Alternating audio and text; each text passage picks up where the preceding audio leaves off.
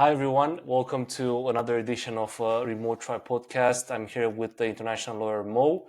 We're going to be talking today about the UAE tax, the famous UAE tax, which can be heaven or hell, depending how you look at it. So, my name is Andrew Williams. I am the founder and the chief editor of Remote Tribe, which is a digital magazine for remote workers and digital nomads, and amongst others, who also help people getting a tax-free residence or registering their company in a low tax environment. And that's why we have international lawyer here, Mo, to tell us more about Dubai and the UAE, and how things work there for entrepreneurs. So, Mo, go ahead. Thanks so much, Andrew.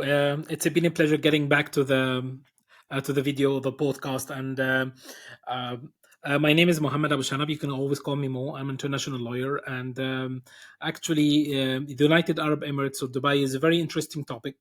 And once I publish that, we will do like special episode and podcast about it.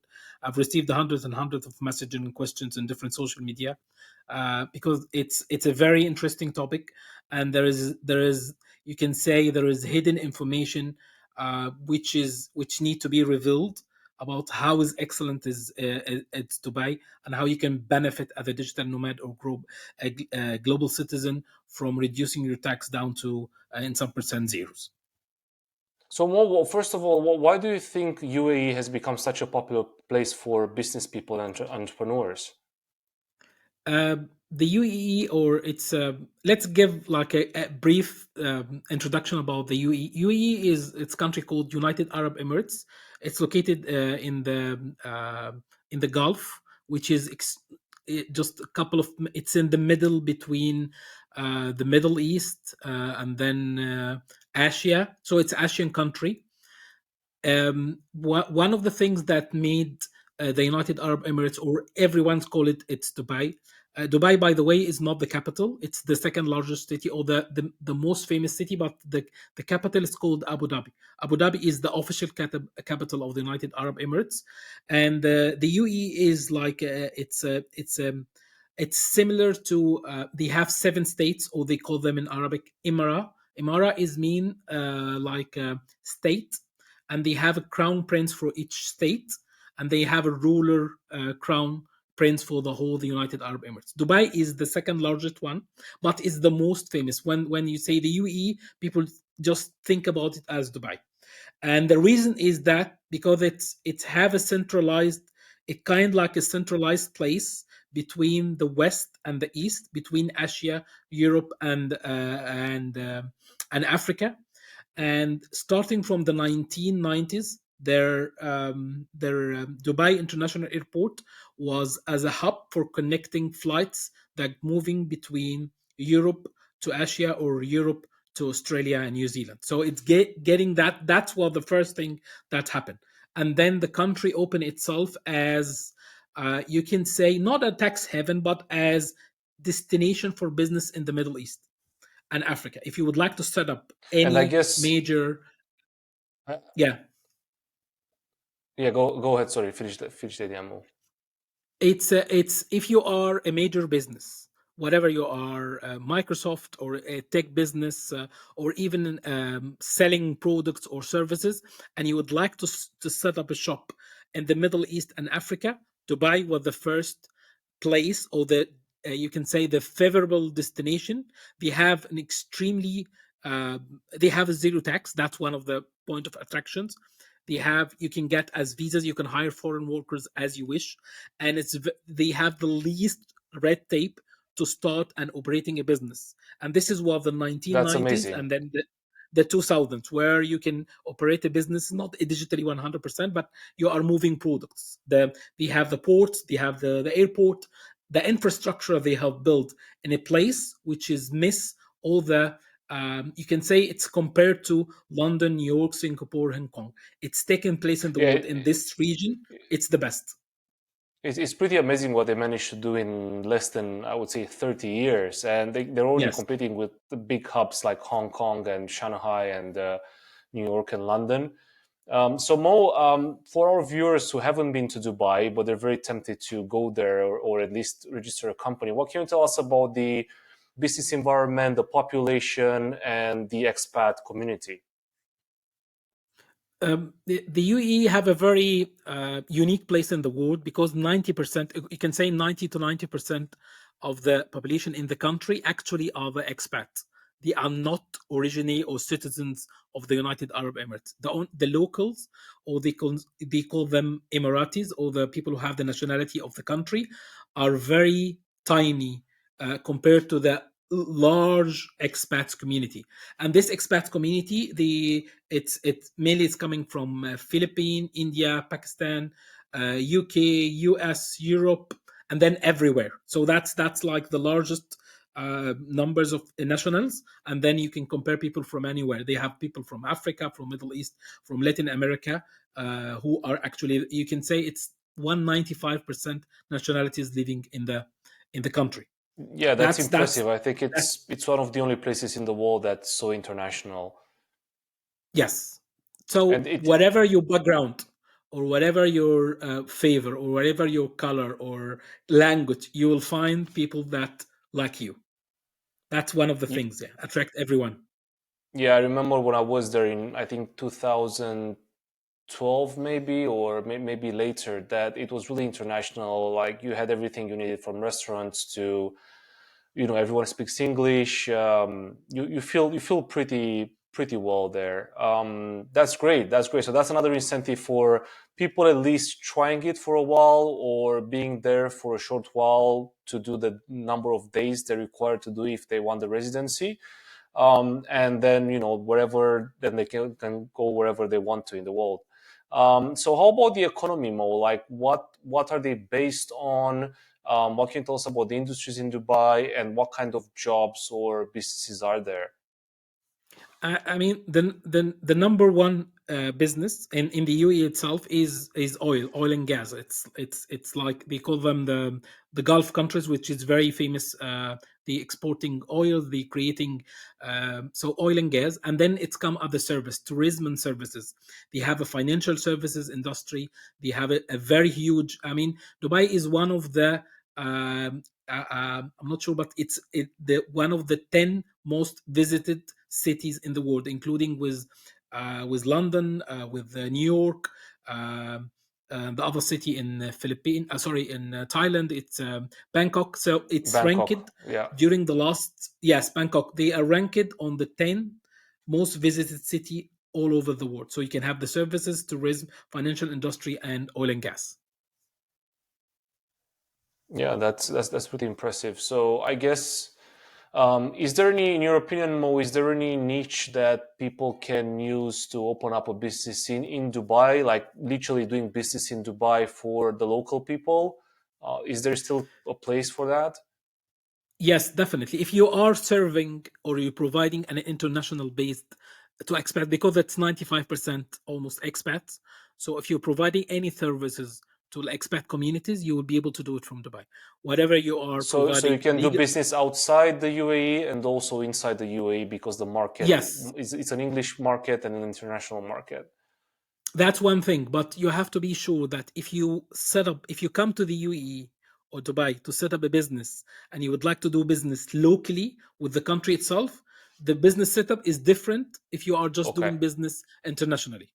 That's one that's of good the to know. mistake And people understand. Yeah, yeah, that's actually really good to know, because I don't think that's a widespread no, news. no.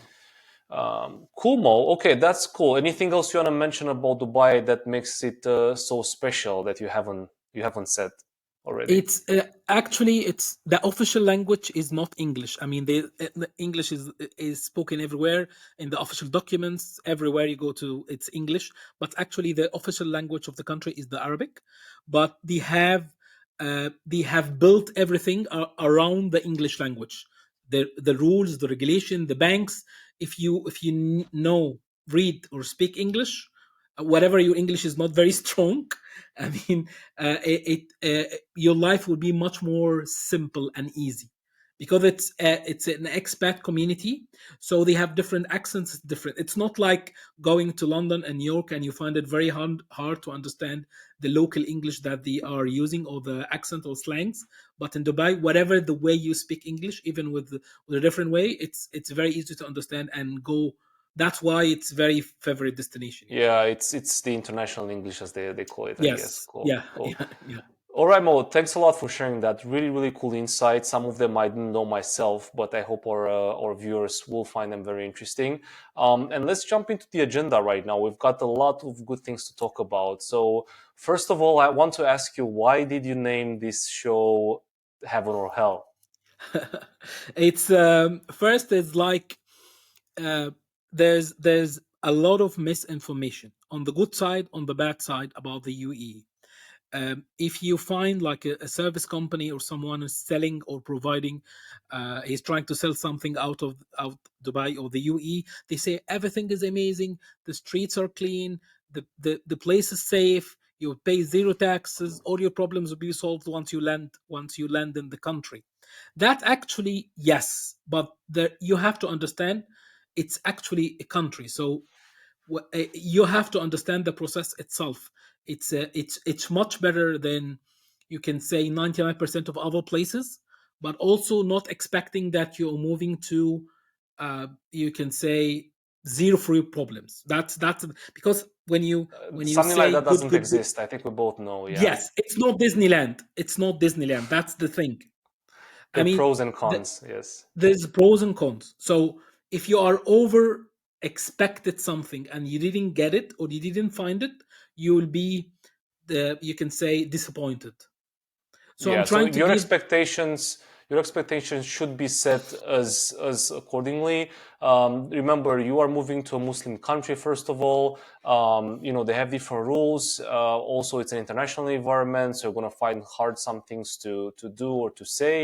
And then on the other side of the balance, you have a tax-free country, amazing services, and amazing safety, which I think it's a good deal. Yes, that's one of the misconception. What I will tell myself, because there's like misunderstanding, because you can find people say if you go there they will cut your hand because you're doing something wrong, and the other side you can do whatever you wish. It's like London or New York. No, As it's long not. as you abide the local laws and traditions, of course. It's not as bad as the bad side. The, It's not good. It's not like London or New York. It's different. It's a mix. It's like, it's, I can tell you, it's like if you have been to Hong Kong or Singapore and then mix it with the you can say, the Middle East culture. It's like if you put Singapore and Turkey in one country or one city, you can get Dubai. It's very skyscraper, very clean, very efficient, very safe. And the same time, you have the, you can get the feel of the cultures and the traditions, and that's the mix. That's how it's, how you put Dubai in the world. Yeah. so Mo, what do you think it's the first of all, tell us about people that are moving to Dubai, as digital nomads or entrepreneurs.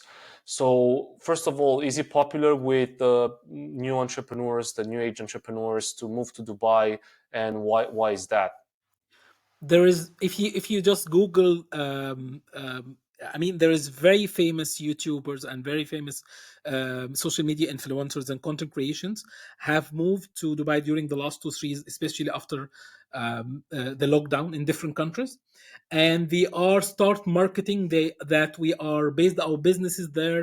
We start taking shots, and we it's like we using the place. They call them internet influencers headquarter in the world, because it's the first attraction is that if you are running 100% business online, whatever your business you are doing, if you move it to Dubai, you will pay zero tax, which is correct. Yes. Okay, that's very interesting to know. So have you seen an increase of internet influencers that are requesting this kind of services? Is that true? Is it really happening? Definitely, yeah, yeah, and they have a different level of services. If you are just being starting a business, or you being and make like a decent income, and you would like to set up yourself or move yourself, or having another entity, as we discussed in the other episodes, you can set up as Dubai as low as 10K USD. That's So that's the the minimum. minimum starting That's the minimum. amount. It's not a month, and you pay this per year. This is including your resident visa, your company setup, and this is including everything you need to get started. So That's, Mo, you can say, hold on. That's the starting package, or do you need to have that money in your account every year, no. minimum? That no, they don't. They have different types of visas, but we can stay with the standard, with the Hmm. biggest. You can say basic minimum package you need to get yourself up and running. It's 10K. You pay them this per year to keep the company running, and your visa is approved each 2 years. And That's then it. you can use the money in the account to run the business. They're not blocked. No, the money will be paid for the services. Would be the cost you pay to get your resident visa and the Okay. company. It's Okay. not I like see. other country. Yeah. It's not like other country. You have to show X amount of money to get the visa. No, they say, for example, if you would like, if for John, an entrepreneur in the UK, he would like to move to Dubai, and he signed with me as my service, as I will be his service provider in the UAE. He will pay me 10K. I will get him the visa resident and the company, and that's the basic package. And he have to pay this 10K USD each year. That's it. Okay. Okay. So that's a cost that has to be considered. So I guess, Yes. entrepreneurs and influencers who want to do this move, they have to consider that. It's not cheap, it's not expensive, I would say. No. But that actually brings us to the second point, which is how does Dubai compare to other tax-free countries where you can set up your company, like, I don't know, US with the LLC, and then Gibraltar, and so on and so forth. So Mo, maybe you can tell us maybe like the pros and the cons of opening up a company in Dubai vs these countries I just mentioned. Uh, I mean, the cost is in the medium. It's not in low and it's not high. I can compare it. It's not low as UK or the US or Canada, which is high tax countries, and it's not high as the Cayman Island or Mauritius, which is it's very expensive to set up a shop there in this country. It's in the middle. Hmm. That's the Okay. thing. But the price, your package could go up to an average from 15, 20, 25, depending on what kind of services do you require. Are you required to have a family that you would like to bring in? You would like to have local workers, and this local workers not from the local economy, but they are foreigners who would like to work for your company locally. How many bank accounts you would like to? I mean, its starting point is 10K, and then you keep adding services you need to pay or you renew each year. That's the thing. But there's one thing. It's not a catch. That's the benefit. You pay a premium to get the service up and running, but you don't pay anything else during the year. There's no taxes. There's no overhidden, you can say, fees or things ongoing to keep the company running. Once you pay the license each year, you're And free there's to no do. minimum revenue you need in No, year one or no, year no, two? no, Okay, no, that's great. no, That's no. great. That. Even if your company is make nothing, you just register the company, have the bank account resident, and you didn't live even in the country. You don't do. You actually don't need to do anything. That's why it's very favorite with people who are global citizen or keep traveling all around the world, and they need a base. And when I see a base, I mean the first benefit here that it's actually a country. It's not small island. um as the islands we expect, it's not like Cayman Island or Mauritius or the Caribbeans or It's a place where or you can actually live and enjoy, and you're also in the middle of the yes. world, literally. Yeah. Yes, that's the thing. So it's actually country. It have all the services, and whatever you need, you will find it there. There's no. They have Amazon. They have very extremely good internet. They are very well connected airport. Everything that you need to have a base, you will have. So you'll not miss something. Whatever you would like to leave there, or actually just register a business and live somewhere else. Yeah. So let me ask you more then, compared to other low tax countries, why would you register? So no, why would you not register in Dubai and you would go to other countries like, I don't know, maybe Cyprus or Gibraltar or Cayman? Like, what's your counter argument for not going to Dubai if there is such thing? Yes, there's many arguments we can. If you are trading only with for example, in the EU, and you need to have a VAT registered EU business, and your all business transaction with the EU member state, I don't advise you to go to the United Arab Emirates. That's the thing. The But UAE. what if I deal with the whole world, and The I have whole to deal world. with the EU as well. That if you have customers from everywhere, the UAE is the Yeah. best location because Hmm. it's zero tax. They have lowest rate tape, and it's a very favorable destination to do business. I mean, I will tell you one. There's like they have the headquarter of most of the crypto business. The Binance is it's headquarter in the UAE from a very long time, and it will be able to expand and go and grow in other markets from their UE headquarters. So it's not it's whatever you are just starting or having like a medium revenue as an entrepreneur, or you are trying to build the next billion dollar company. UE is one of the best destination to base yourself there. Great. Sounds ideal. Yeah. But that brings us to another interesting subject, which is how should you avoid what things should you avoid when moving to Dubai, and the common mistakes people do or entrepreneurs do. The first common mistake is that you find an ad on the YouTube or the Facebook that you will pay like $2,000-3,000, and they will set up everything, and then you find this is like a good deal. This is actually not a good deal because this ads, it's a marketing. They try to attract you with a very low price, and then once you go there, I mean, this marketing company just to they work by the numbers, how many numbers they registered, but actually they'll not be able. That's not the actual price that you pay to get yourself set up there. That's just the start, So not the there minimum is no base. way to avoid that 10K amount you just mentioned. You It's will end that's up. it's you need to have I will tell you why it's starting from thinking. You need to have a good service provider who will get things up and running as soon as possible. That's the first thing. So it costs. There's other service provider who can keep you waiting for weeks and weeks and weeks, and each week you keep delay, that's mean costing you. You already started. Once you register the business, it's starting for 1 year, so you're losing time if you're not getting up and running as soon as possible. That's the first thing. The second thing, you will need to get to open a bank account. I've seen many entrepreneurs who set up the business there, and they say my provider doesn't provide me with a bank account and tell me you have to do it yourself. So you need a proper introduction to local bank, and they have online bankings like Wise or a Revolut or something like similar. They have similar setup, but if you are having you can start with the local remotely bank, but you need to have a proper bank. You can say it high street banks, so like they have a very good uh, high standard local banks. You need to open the bank yourself. Once you get the residence card, you have to go there and open the bank. You have to do like an old fashioned meeting face to face to open the bank. So that's the Okay. thing. That's And you do have to go there in person when you open the company in uh, Dubai.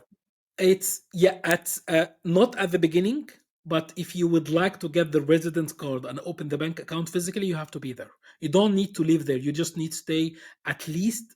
I advise at least 2 weeks. That's the minimum Yeah. there. Okay. Okay, that's good Okay. to know. So in terms of adapting to, the new life in Dubai, if you decide to live there for the minimum, which I think is like 3 months more, what's the minimum amount you have to stay in the country The if you register in minimum, Dubai? if you, I mean, we can say it in different stages. If you register the business there and you spend the 2 weeks, you get the residence card and you open the bank account, you can leave the country and just come 1 day each 6 months, just 1 day each 6 months. That's Okay. fantastic. That's So, okay, the so minimum let's base. yeah. So let's say But people if you, decide they like it. Yeah, sorry, go ahead. Yeah, but if you would like to get a tax residency, a certificate say that you are tax resident in the UAE, if your country or your home country need this certificate, you need to spend at least 90 days per year. Okay, so let's say people they like it, they decide to spend these 90 days a year, and or even more.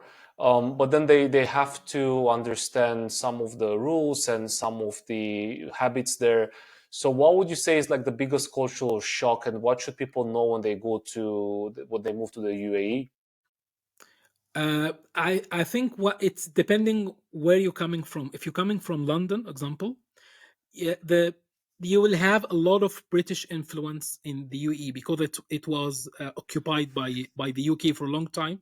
So there is many UK nationals that live there. Even they prefer the British accent. So you will feel like you'll find Costa, you'll find many favorite brand, Marcus Spencer. All the you'll not feel away from home. But one of the first culture shock that you will see that the structure of the city is different because it was built 20 years ago maximum, or 30 years ago, so everything is new. You don't have old houses, or old the oldest district they have is almost 40 years ago. Okay, so it's a Yeah. very old Dubai, and then that's one of the culture stuff. It's extremely safe. I mean, there's many YouTubes or videos on the internet that I left my wallet was $5,000 and no one touched it. That could be a culture shock. There's the city itself is very well governed and controlled, so they're extremely. But you don't have actually to do just throw the money in the on the street, and no, don't be as naive or silly, but try to. It's safe. It's extremely safe compared with other similar cosmopolitan cities. That's one But of them. also, so one thing I noticed there, I've been to Dubai twice in my life. I think I'm gonna go one more time after this show anyway. So one thing I noticed, and it might be a cultural shock mostly for Europeans, is that you have to use the car everywhere. You can't really walk it. There are some areas in Dubai that you can walk, but most of the times you have to use a taxi or your own car, or rent a car. And for a European who wants to discover the city by walking and admire the buildings, it's not that easy. So expect to be in the car a lot of time, and also to be in the air conditioning a lot of time, because that's how it is there. It's a brand new city with infrastructure for cars mostly, I would say. But you can also find areas like the marina, which are beautiful, and then you can have a walk and enjoy life for the areas near the beaches. I will give you different perspective because you visited in almost 10 years ago. They start using less cars now. They have a very good public transportation. They have buses. They have like not an underground, but they have a metro. It's called Metro Yeah. Dubai. So you don't need to rely in the car as much as often than 10 years ago. That's the first thing. It's not very walkable because there's some places, if you are getting out of the airport, to go out to the airport there is no way to go on foot. You have to use a car. Hmm. The city And is designed more. to 100% Yeah. car friendly, but in the same time you can find spots like the marina or Alternatives. all the Dubai Yeah. where you can walk. and uh, Yeah. and and about the weather, it's like the weather is extremely hot from May to October. That's where things are getting A bit uncomfortable, more even if complicated. you're. Yeah. Yeah, it's more complicated if you are not living there, or don't try to visit from May to October. After October, it's like November, December, and then until the May, The April. best month to be in It's the the UAE. best. It's the best weather in the world. It's very calm. I mean, you can enjoy. You can. I mean, weather in the weather in Europe, it's cold and rainy, but there you will enjoy the sun. You can do a lot of outdoor activities. So it's like the other way of the round, where you can get the benefits in different days or different ways of the year. Yeah, and in terms of, I think there are a lot of questions from people about the social status. Like, is it friendly to single people, to married people? So, how do the Emiratis see the people coming there, which are single, for example? Is it a problem? No, I mean the country itself, or the locals are, they are very welcoming, friendly, because they have seen expats or non-nationals coming for years and years. The city itself is built in welcoming people. So whatever you are, whatever your background, whatever your religion, ethnicity, color, or how you speak, you will not find yourself not feeling welcoming, because it's like the city of everyone. That's the thing. It It's doesn't pretty have. inclusive, yeah. Yes, it doesn't have the feel like for example in New York, that you feel it's like you're in the a Big Apple, or this is everything is Americanized. You feel that you are in America. If you are not understanding everything, you're not get by the locals. No, it's international city by the standard, and whatever how you look or feel, you'll not feel that you are different. That's the thing. And more talking about that, I actually have an impromptu question here. How would you advise people to network in Dubai? And is there a digital nomad community or like a crypto community? I guess there is one, but what would you advise people to? How would you advise people to network and socialize in Dubai, like real, like also socially, but also on the business side? Whatever is whatever is your interest, you will find the local community for it. If you can, if you, for example, if you are interested in crypto, you can find crypto meetings in Dubai, and you'll find hundreds and hundreds of small clubs or social meetings, or you can find Facebook groups, or Group, yeah. LinkedIn. Whatever, it's free or premium, I've been running for years or just started up. Everyone have their own network. For example, people who come from the UK, I've met the British. They have like a special group for people who come from the UK. In order to sign up, you have to show your passport. So and there's like a different level of membership. They are starting from free up to very expensive. That's that. For example, people come from the UK, and then if you they have a group for the different lawyers. They have a group for accountancy. But one of the things that the first point you can start with is that if you are renting like a condo or a flat in your building, they, in many cases, they have a gym and pool. You will find a lot of locals or different people that you can meet there. If you're going to the local gym, you will meet people. If you're going to the That's a good local idea. restaurant, because everyone is from somewhere, They're you can trying very to easy. connect and socialize immediately. Yeah. Yes, yes.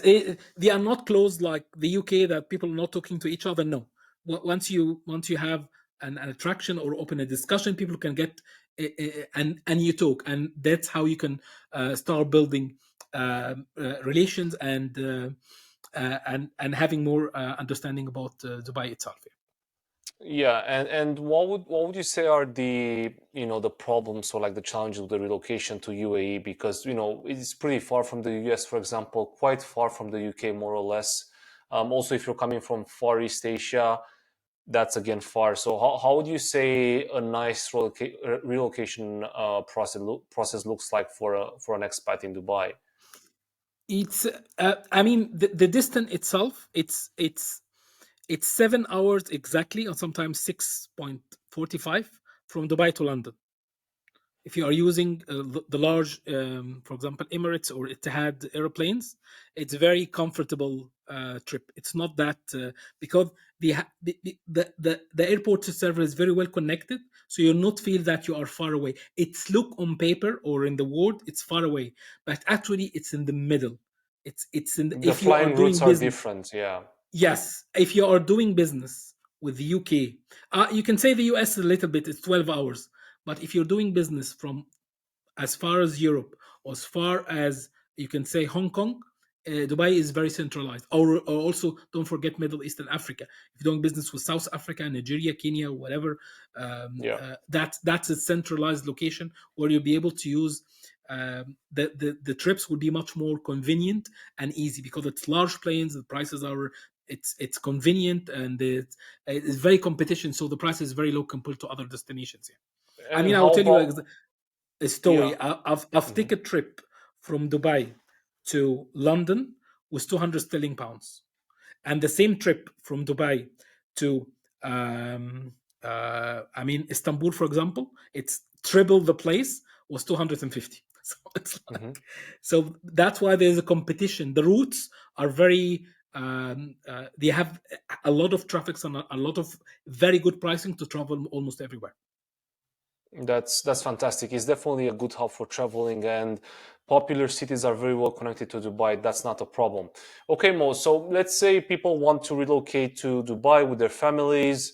What's the easiest way to relocate to Dubai for, I don't know, like 6 months, a year? Should you hire a company to do that for you? Is it easy to find a flat? Just give us an overview. We're not going to go into details because we're going to have another show about that, but just tell us how would one relocate there if they want to live like short, medium term? It's depending on what you're planning. For example, let's take an example of John. John is a British citizen. He's from the UK, and they have a family, a wife, and two kids. And he decided to move from the UK to Dubai.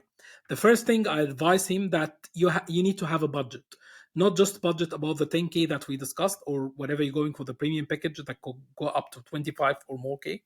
You need to have a budget for the schooling, the relocation, the payment for the property that you will rent, because the rent there, it's not like the West country. You have to sign up for at least 12 months, and in Okay, some that's interesting. cases, you have to pay at least 6 or 12 months upfront, it depending on the time or the location. So You more just to interrupt there, sorry. So relocation, short, medium term should go through private rentals or Airbnbs because you can't really rent short term in Dubai. Is that what you're saying? No, you can share rent. I mean, the Airbnbs and they have the city itself. It's one of they have the highest numbers of hotels and short term rentals, whatever it's Airbnbs and hotel. But if you can find even hotels that you can stay by 1 month and it give you the extremely good rate. So if you're planning to move there, Yeah. I don't advise you go Airbnb. Try to find hotels that go long-term deals, at least 1 to 2, 3 months. The price will be very low, and you will be set up like seconds. You got to go hotel. They have the Wi-Fi, they have the pool, they have everything to get yourself up and running. That's the first thing. And then the next step, if you're trying to find a property, find it from the local. Don't try to find the property from outside, because normally renting agents or people who are renting, if you find that you have an international number, they can give you a higher price. So try to rent once you have a local number and once you have the visa, because they ask what you're doing in the country. Are you starting a business? You need to sign something called 12 check. The payment is done by the check, so you are committed to pay. If anything during the 12 months happen, you will be liable to pay the other checks. That's one of the Okay, so the drawbacks strategy people is, don't know. is completely different between medium, long term, and short term, right? Yes, that's the thing. That kind of information no one talks about it. You need to be ready. And for the family itself, the schools are very expensive. They have an international based school. The schools are not free. If you are hired by a company, they can provide you like education allowance or housing allowance. But if you're doing everything yourself and you have kids that coming with you, you need to be ready to pay a lot of fees for the schools. Okay? Yeah, yeah, that There's makes no free schooling sense. because there's Yeah, no tax. You don't pay any tax, so you're not expecting anything on return. yeah, fair enough. Cool, Mo. So I think another thing we had on the agenda was, let me see what we have here, the banking system. So how is it to open a bank account for your newly created company and also for your It, personal account? Yeah. let's do like a brief introduction about the banking system. The banking system in the UAE itself, for Dubai, is one of the best in the world. They have most advanced apps or online banking in the world. The service is very well tolerated to international expats. All the websites and all the apps are in English, so you not find problems like other countries where you try to find a bank that have an English speaking. All the staff are speaking English. The documents, everything is processed in English. So it's a very simple process. But you will not be able actually to open a bank account without the residence card. The residence card is called Emirates ID. That's your key to everything. You have like a residence number, it's put in the card, and you can take the card and actually go physically to the bank and open the account. Some banks will allow you to start the process online. You go for the bank online, you fill the form, you put your Emirates ID, you put your address, and then someone can call you, or they can send you the card directly, depending on the process.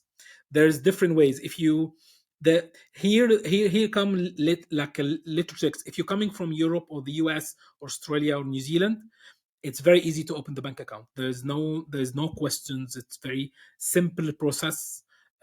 But if you're coming from like the Middle East or Africa or some Asian countries, that's where the restrictions come. They need to ask a question.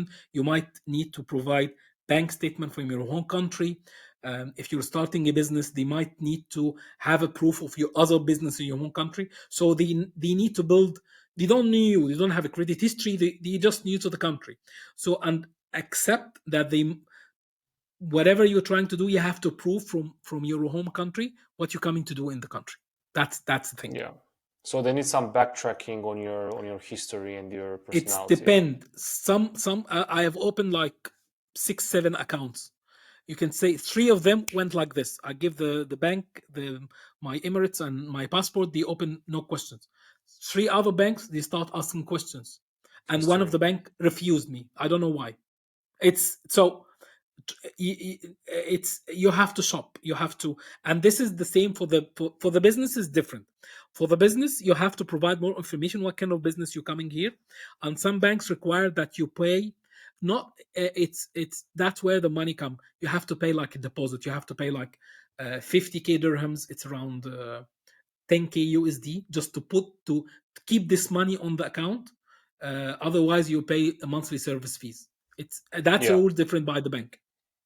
But more critical question, can you open a bank account in Dubai, a personal bank account in Dubai, if you don't have the Emirati card, like the Yes, you residence? can. Yes, it's called Emirates Okay. ID. Yes, you can open, but you will not get a checking account or current account. Well, it's in the UK called current, in the US called Yeah. checking account. You'll get saving account, which is just Okay. like a wallet. You just put the money. There's no checks. There's no overdraft. You'll not be able to do anything else. And here's the trick: if you don't have a current account or checking out, which come with a check, you'll not be able to rent a property full long term. So That's the a must. system is well thought, so Yes. you can't really access the long-term services unless you have the Emirati card, which is the residence. Yes. That's pretty Yes, smart. yes, that's a kind of protection, but it's an international city. They have to protect the system. Sure, sure. Cool. And more when it comes to the US and Canadian citizens, because a lot of people in our audience are from the US or from Canada, what kind of advice can you give them for relocation? Is there any difference between a European citizen or an Arab citizen moving to Dubai or an Asian citizen moving to Dubai vs the US and the Canadian citizen? It's depending on some countries. For example, it's depending on, like, you can say, like, political issues. In some parts, or you can say some years, you can have restrictions. People from certain countries in Asia or Africa, they are banned from opening business operating in the UAE. That's the Okay. thing. You could say I don't want to mention the countries, but it's come and go. It's come and go. From now, you can say that if you are from Europe, there is no issues. So It's it's the a most smooth easy. process if you're a clean Yes, person and you've got a clean yes. background. Yes, that's it. For Canada, they must ask you a couple of documents from your Canadian or your bank operation or bank account that you already have in Canada. For the US, they have a different system because you have to sign up for the FACTA, because you are liable to pay tax on your worldwide income as a US citizen wherever you live. So if you are, and this is here the trick, if you are, even if you I have a couple of people who were born in the US, but they actually are not American citizen. They are re-announced their citizenship. So if you are American citizen and have a proof of the American citizen, you have to provide a lot of documents to make sure that the bank will accept you. But So if you it's have, slightly, if I would say, slightly more yes, complicated if you're a US citizen yes, in general. yes, but it's the same. It's the factor agreement is it's the same for all over the world. This is something not related to the UAE, but they're trying to make it's there's something called know your customer. All the banks will run a different level of risk on whatever you are. If you are, that's why when I opened 7 accounts, one of them were rejected, and 3 was done instantly, and 3 asked for more documents. You can have the same thing. You can have like no risk, so the account opening instantly. They put everything on the system. If you have a similar name or you are born, I have a very funny story. I know a Canadian citizen who was born actually in Dubai 30 years ago, but he just been there 3 years and then he left. And when he tried to do anything outside uh, in bankings or traveling, he got troubles because he was born in Dubai, and you have to prove that he is Canadian citizen. Even he have lost his passport in Canada, so get into like a trouble of hell A just to loop. prove that he's Yeah. yes, a loop. It. I mean, your city, your location of city, your name, your nationality, or the origin could bring up a compliance Certain issue flags, when compliance certain issues. flags, Yeah. and some other people doesn't matter. It's depending on the system the bank is using. Yeah, okay, that is pretty clear. And in terms of opening up a business in Dubai as an American or Canadian, is that anyhow different from what a European would do? Is there a different process, or they're treated as the same when opening up a company in Dubai? No, the opening the company is very straightforward. You just need to provide your passport, copy of your passport, what kind of company it could be, service-based company or selling products, how much money you would like to invest, how many visas you would like to need. It's a very standard process. It's Mm-hmm, mm-hmm. it's it's unless you have a ban, which is very limited countries, everyone is welcome. Yeah, great. Mo, I think getting close to the end of the show. Is there anything else? I think we've got about 5 more minutes. Is there anything else you want to mention that we haven't touched on? Yes, I mean the first advice for anyone who would like to set up or move to the United Arab Emirates: do a lot of research. Don't just uh, see this fancy videos about the UAE and see that everything will be pink and purple. No, do a lot of research. Try to meet people who already moved or gone through the process, so you understand. You're ready. You need just documents. You need a lot of funds at the beginning to keep things up and running. And if you are trying to open a company, use professionals.